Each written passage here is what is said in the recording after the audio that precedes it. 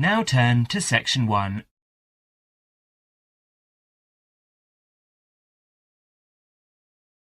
Section 1.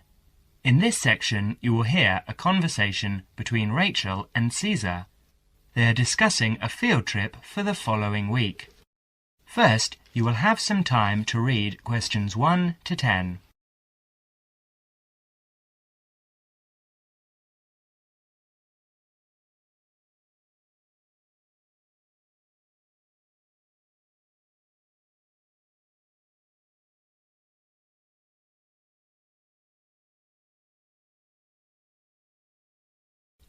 Now we shall begin. You should answer questions as you listen because you will not hear the recording a second time. Now listen carefully and answer questions 1 to 7. Hi, Caesar. How are you? Good, thanks, Rachel. I'm fine. I was going to ring you tonight, so it's a good thing I've run into you. I wanted to remind you about the field trip, the 2-day field trip next week. What field trip? The geography field trip to the Warragamba Dam and the water treatment plant. It's a compulsory part of the first year environmental science course.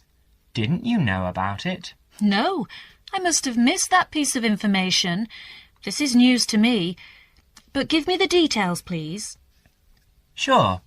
Well, we have to meet outside the library next Monday at 7 in the morning, or you can meet us at 7:45 at the bus station in time to catch the coach, which departs at 8 o'clock. Oh, all right. And how long does it take to get to this place? Well, once we're on the coach, it will take about 2 hours. No, actually more like 2.5 hours at that time of day. And it could take as long as 3 hours to come back the next day because of the evening traffic. And what's the purpose of the trip? Didn't you get the course outline? You don't seem to know anything about this course. Well, remember, I only started at the university a month ago, so I joined the course 2 weeks late, and I've been trying to catch up ever since. Oh, of course. Well, we spend the first day visiting the dam.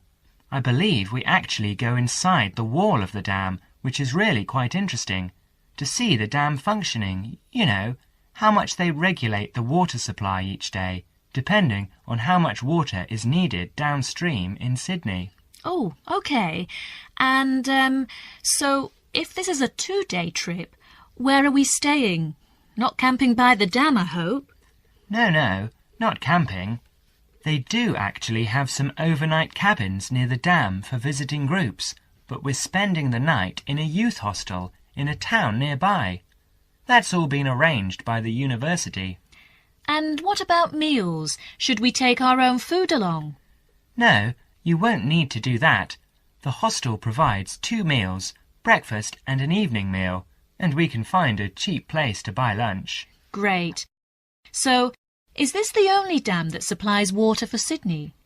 There are a couple of others too, but this is the main one. Well, with a population of over 4.5 million people, I suppose we do use thousands of litres each day. Absolutely. In fact, according to my notes here, they pump the water through something like 20,000 kilometres of pipes and canals and store the water in 262 service reservoirs. And each day we use enough water to fill 600 Olympic swimming pools. Now you will have another chance to look at questions 8 to 10.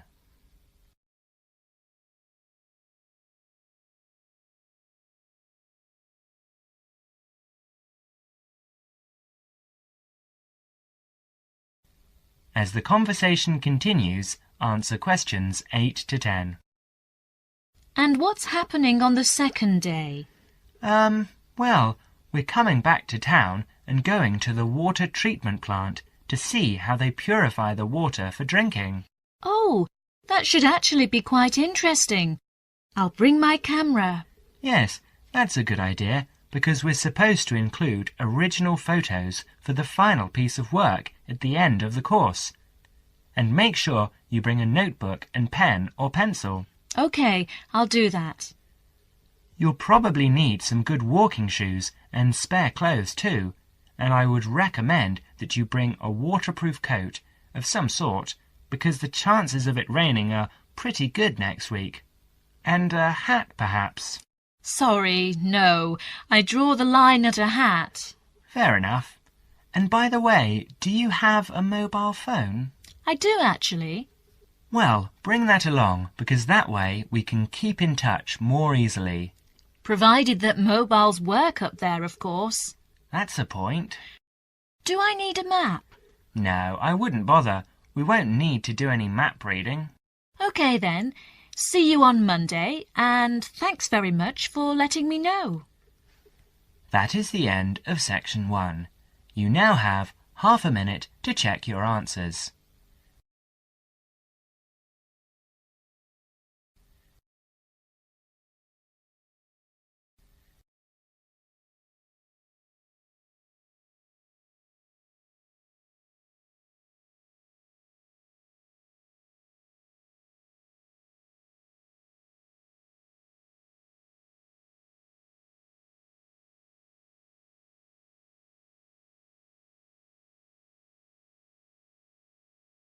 Now turn to section 2.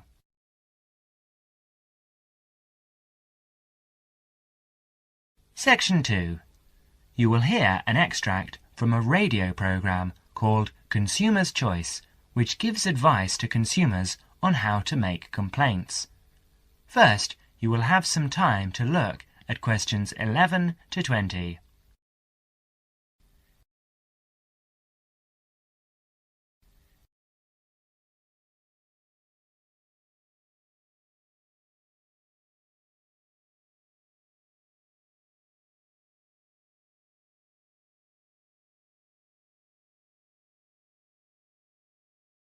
Now listen carefully and answer questions 11 to 15.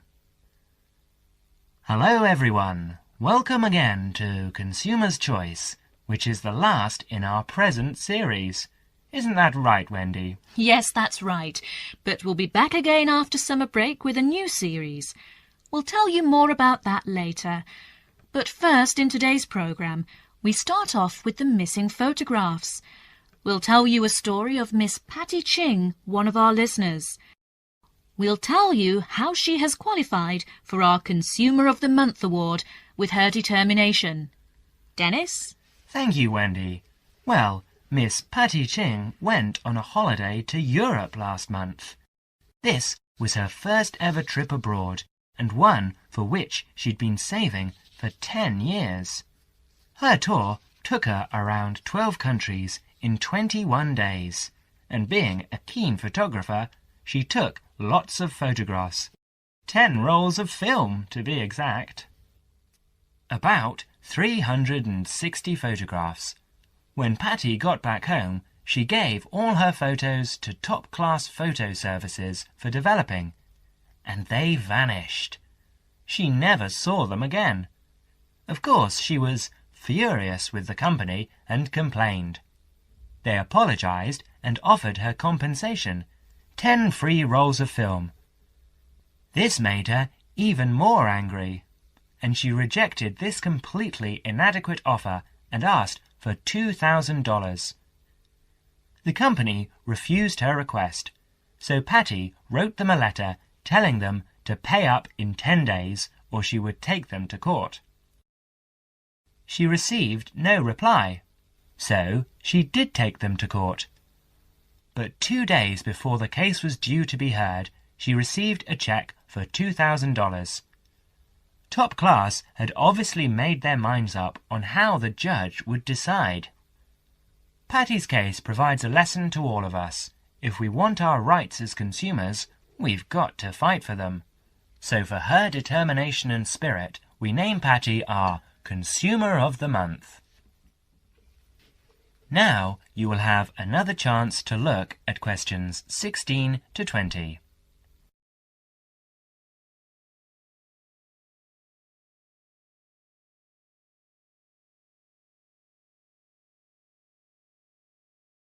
As the conversation continues, answer questions 16 to 20. Thank you, Dennis. And now I'd like to deal with the problem that many of our listeners write about: sale prices.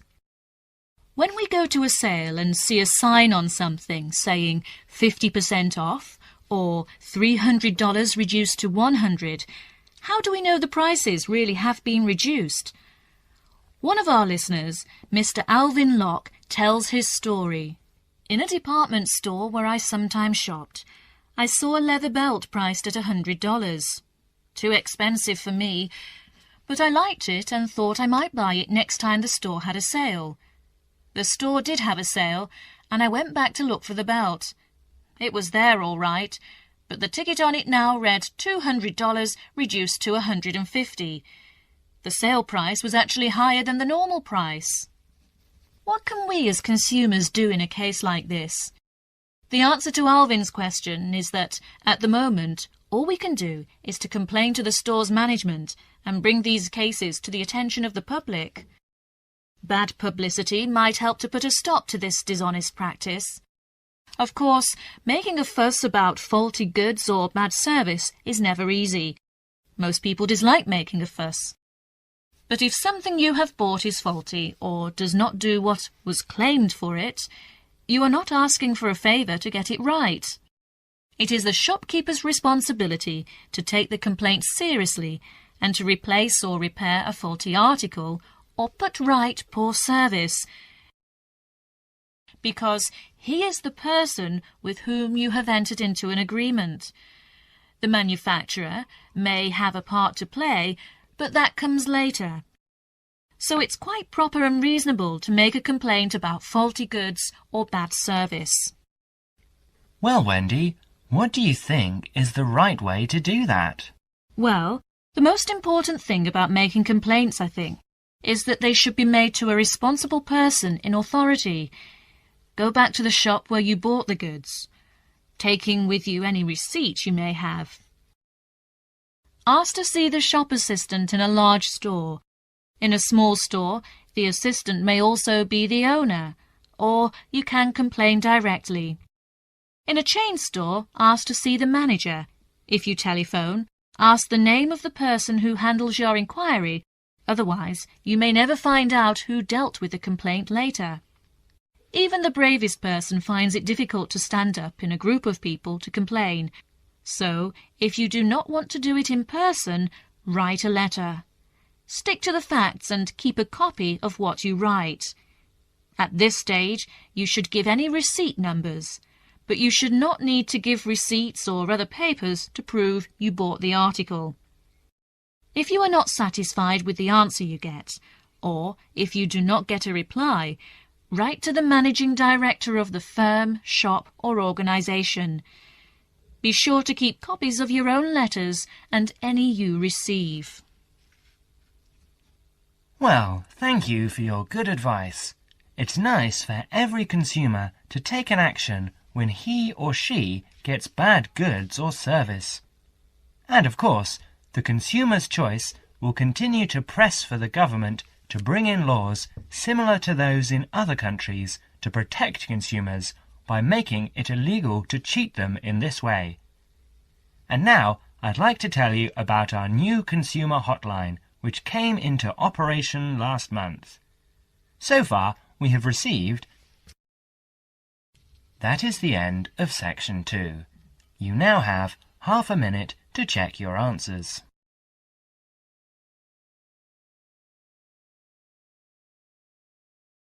Now turn to section 3.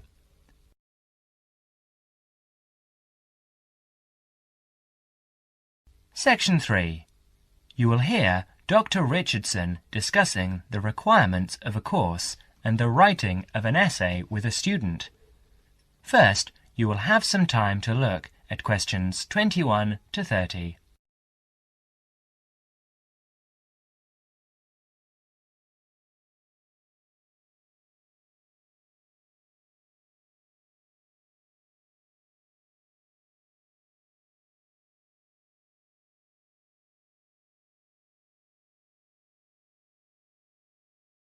Now listen carefully and answer questions 21 to 28.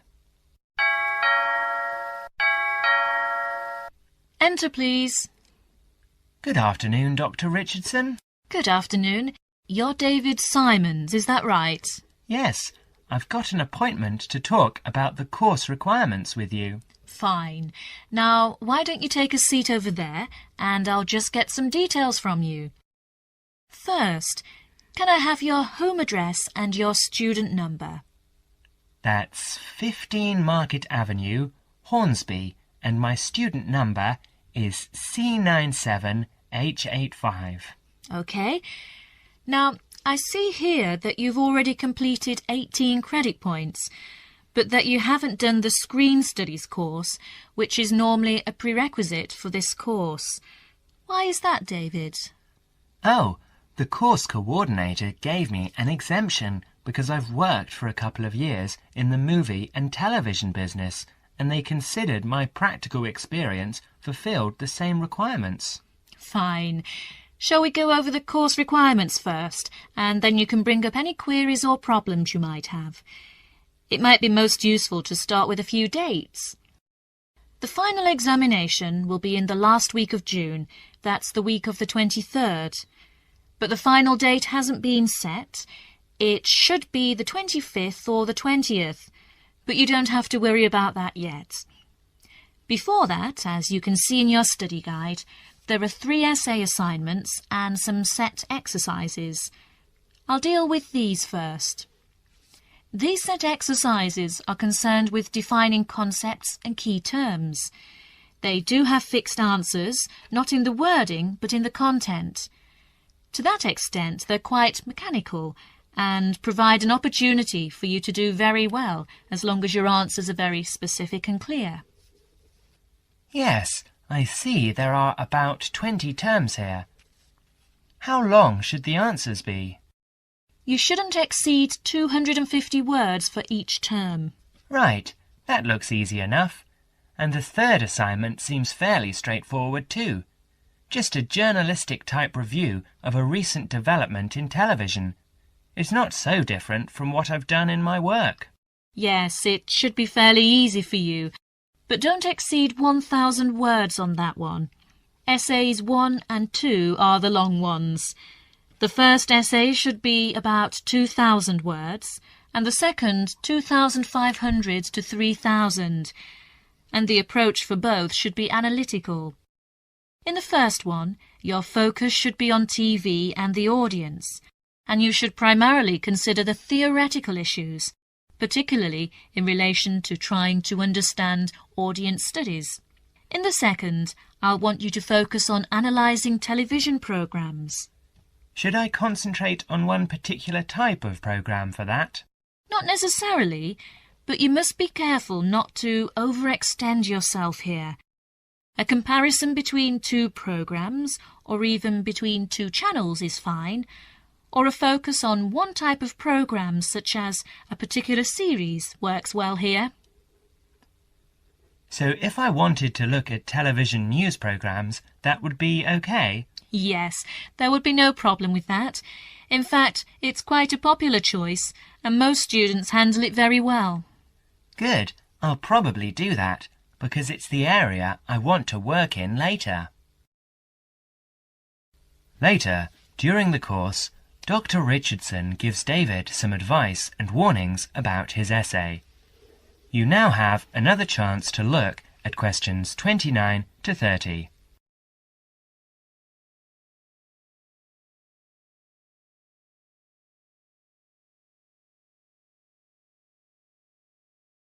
Now listen to the second conversation and answer questions 29 to 30.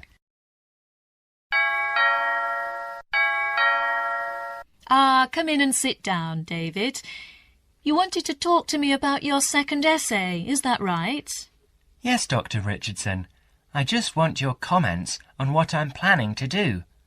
I'm doing the essay on the differences between TV news programmes at different hours of the day. How many time slots are you planning to consider? Well, I think I'd look at all of them. That'd be 5 slots. The breakfast news, the mid-morning news and the midday news. That's 3.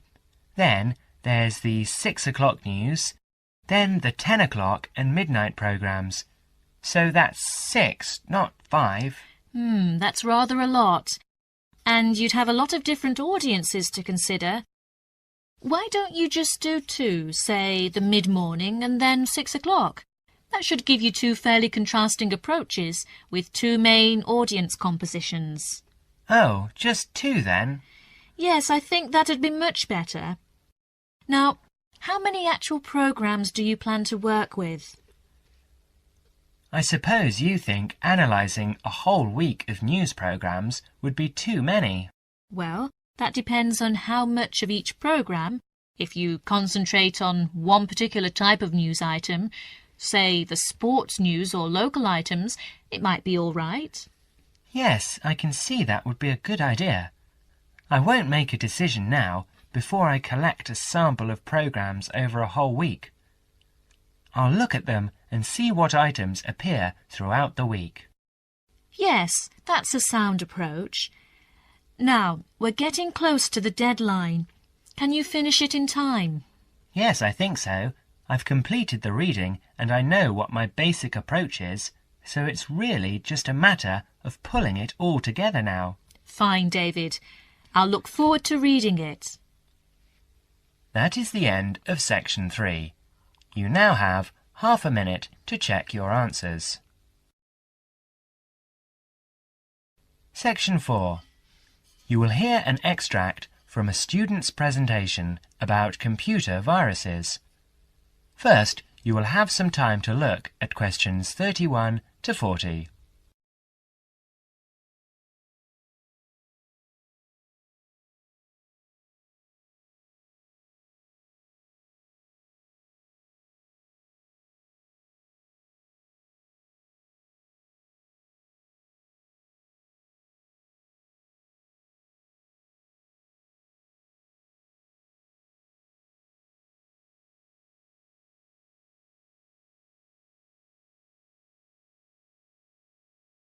Now listen carefully and answer questions 31 to 40. Well, good afternoon. Last week we were looking at the positive effects that computers have had on our society. This week we'll talk about one of the negatives, computer viruses. In today's session, John Upton will be sharing some of the findings of his research project. So, over to you, John. Thanks. Mr. Yardley asked me to talk to you about the project I did from last term. Actually, it's really very rewarding to do this research project about computer viruses. Okay, so what is a computer virus? Well, it is a software program that has been designed, tested and released by a human programmer with the single intention of corrupting and destroying useful programs. Put in simple terms, it's a way of causing lots of trouble for ordinary people just to be a nuisance. It's known as a virus because, although it's not a biological organism, it functions in a similar way, in that it seeks out a host, that is, a body in which to live and multiply, your computer, with the end result of destroying that host. Let's go back 50 years. In 1949, in the early days of computer technology, John van Neumann presented the first model of a computer virus program in his paper, Theory and Organization of Complicated Automata. Soon after this paper was published, we find reference to a game known as Core Wars. Core Wars was initially created for intellectual entertainment by 3 Americans working on large mainframe computers. Remember, in those days computers were the size of a couple of rooms. By the 1980s, for the small sum of $2 postage, anyone could get details on how to play Core Wars, and very soon after, we see the emergence of a new pastime, one where people spent time creating programs that could escape the game and destroy other programs. In this way, the first computer viruses were born. Like their biological counterparts, computer viruses are picked up through casual habits.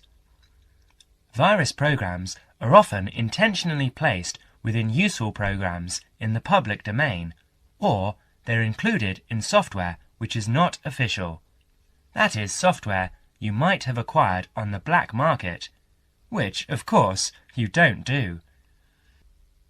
It seems quite hard to believe that anyone would go to this level of deceit to intentionally corrupt the data of others, but the rise in the number of computer software infections and the amount of lost data that we are seeing these days is proof that these virus programmers are going to extremes to do just that. They are going out of their way to create programs that hide inside legitimate software applications and cause all sorts of errors that the average end user will then mistake for hardware failure. In other words, they will think that the problem lies with their own computer. So, what can we do to combat these people? Well, the first thing is to realize that virus programmers succeed because people are not always careful about where they get their programs from. So, number one, be very careful. And I don't just mean that you should be careful about the source of your software. You also need to take care with emails and avoid any messages which are suspicious looking. For instance, a message that says, "I love you," or "Win $50. So, the second golden rule is avoid trouble. Now, there are other things we can do to protect ourselves. We can try to find out exactly how the viruses work, how they accomplish their aims. In other words, we need to understand them. And, of course, there is a good selection of antivirus software available on the market now, as well as on the internet, to combat the virus plague. So another way of protecting ourselves and our computers is to be well prepared. And, before I leave you, let me just say that if you ever run into one of those virus guys, tell them what you think of them. That is the end of section 4. You now have half a minute to check your answers.